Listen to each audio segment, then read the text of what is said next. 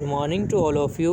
आज हम class 8 science chapter number 2 को आगे कंटिन्यू करेंगे।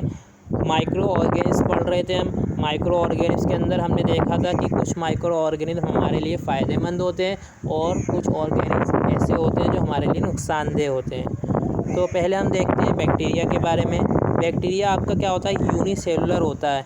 यूनिसेलुलर मीन्स एक सिंगल सेल से मिलकर बना होता है बैक्टीरिया। प्रोकैरियोटिक होता है। प्रोकैरियोटिक का मतलब होता है इसकी जो न्यूक्लियर मेम्ब्रेन होती है, इसके अंदर जो सेल होता है, सेल के अंदर न्यूक्लियस होता है, न्यूक्लियस के ऊपर न्यूक्लियर मेम्ब्रेन होती है। तो न्यूक्लियर मेम्ब्रेन एक वेल डिफाइंड नहीं होती, यानी कि न्यूक्लियर मेम्ब्रेन आपकी अब्सेंट कह सकते हैं आप। तो बैक्टीरिया के अंदर जो न्यूक्लियर मेम्ब्रेन होती है वो अब्सेंट होती है, और बैक्टीरिया के अंदर जो सेल होता है वो यूनिसेलुलर फॉर्म में होता है, यानी कि एक सिंगल सेल होता है। ठीक है। तो बहुत सारे बैक्टीरिया ऐसे होते हैं जो यूज़फुल होते हैं और बहुत सारे ऐसे होते हैं जो हार्मफुल होते हैं। ठीक है। तो मेजरली अगर हम देखें तो 4 टाइप के बैक्टीरिया होते हैं। बैसिलस, ठीक है, विब्रियो जो कॉमा शेप के होते हैं, कॉकी और स्पाइरल। ठीक है। बैसिलस आपके रॉड शेप के होते हैं, विब्रियो आपके कॉमा शेप के होते हैं, कॉकीज जो होते हैं आपके स्फेरिकल होते हैं, और स्पाइरल जो होते हैं स्पाइरल शेप के होते हैं, स्प्रीलिया। तो ये 4 टाइप के बैक्टीरिया हैं, बहुत इंपॉर्टेंट है। ठीक है। हमेशा याद रखिएगा कि ये जो बैक्टीरिया होते हैं यही 4 टाइप के ही आपको आगे भी मिलेंगे। ठीक है। आगे क्लासेस के अंदर जब आप हायर क्लासेस के अंदर जाएंगे तो आपको बैसिलस, विब्रियो, कॉकिक्स और स्पिरिलिया के बारे में ही पढ़ना होता है। इसके बाद प्रोबायोटिक्स क्या होते हैं। प्रोबायोटिक्स ये लाइव बैक्टीरिया होते हैं। ठीक है। और यीस्ट, लाइव बैक्टीरिया और यीस्ट जो हमारी हेल्थ के लिए गुड होते हैं, अच्छे होते हैं। ठीक है। हमारे डाइजेस्टिव सिस्टम के लिए अच्छे होते हैं, तो उनको हम प्रोबायोटिक्स कहते हैं। इसके बाद फंजाई आता है आपका। फंजाई आपका सैप्रोफाइटिक्स और पैरासाइटिक दोनों हो सकता है। सैप्रोफाइटिक वो ऑर्गेनिज्म होते हैं जो सड़ी गली हुई चीज़ों को खाते हैं, उनको हम सैप्रोफाइटिक कहते हैं। तो फंजाई आपका सैप्रोफाइटिक भी हो सकता है। और पैरासाइटिक ऐसे ऑर्गेनिज्म को कहते हैं जो लिविंग ऑर्गेनिज्म के ऊपर रहकर या लिविंग ऑर्गेनिज्म के अंदर रहकर अपनी ज़िंदगी को गुजारते हैं, उनको हम पैरासाइटिक ऑर्गेनिज्म कहते हैं। तो फंजाई आपका सैप्रोफाइटिक भी हो सकता है और पैरासाइटिक ऑर्गेनिज्म भी हो सकता है। ठीक है। और ये मल्टी सेलुलर होता है, जबकि बैक्टीरिया हमने देखा था कि यूनिसेलुलर होता है, एक सिंगल सेल से मिलकर बना होता है। फंजाई आपका मल्टी सेलुलर होता है। फंजाई को हम माइक्रोस्कोपिक नहीं कहते, हालांकि यीस्ट एक फंजाई है जो यूनिसेलुलर होता है। ठीक है। तो इसीलिए हम इसको यीस्ट को माइक्रो ऑर्गेनिज्म और माइक्रोब्स कहते हैं। ठीक है। माइक्रो ऑर्गेनिज्म या फिर माइक्रोब्स कहते हैं किसको, यीस्ट को।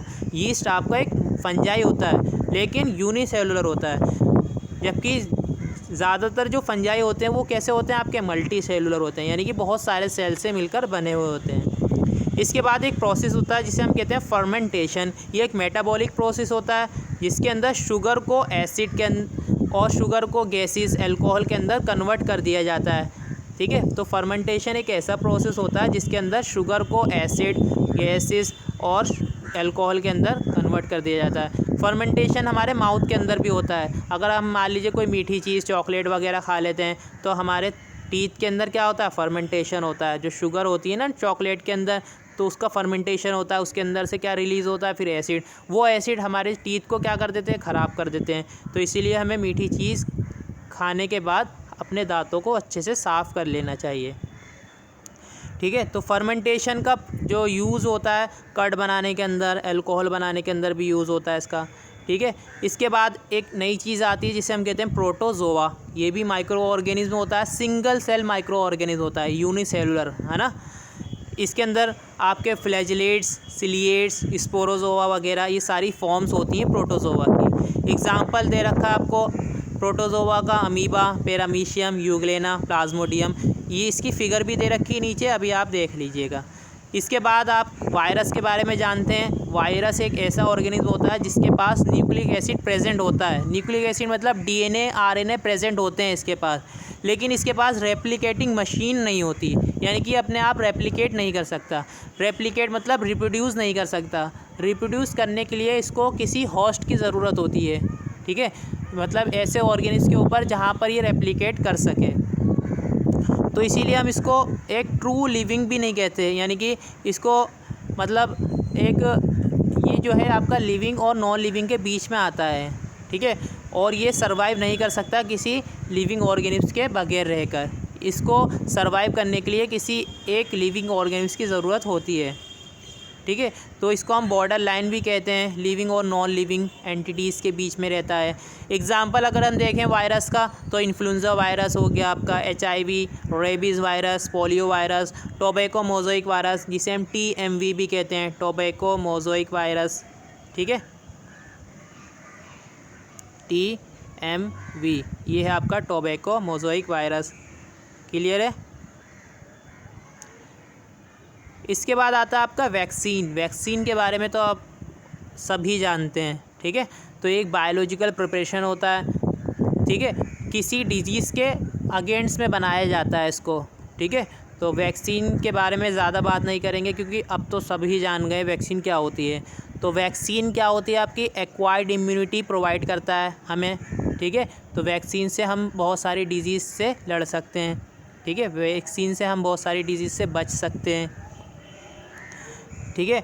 बहुत सारी वैक्सीन बनाई जाती है, जैसे वायरल डिजीज़ के लिए बनाई जाती है, ठीक है। जैसे साल्क वैक्सीन की बात करें, पोलियो के लिए बनाई गई थी, इन्फ्लुएंजा वैक्सीन, रेबीज़ वैक्सीन, और बहुत सारी वैक्सीन के नाम जानते ही हैं आप, ठीक है। ये आपके सामने बैक्टीरिया का दे रखा है आपका, ठीक है। तो ये कौन सा बैक्टीरिया आपका, बैसिलस बैक्टीरिया है, रोड शेप का, ठीक है।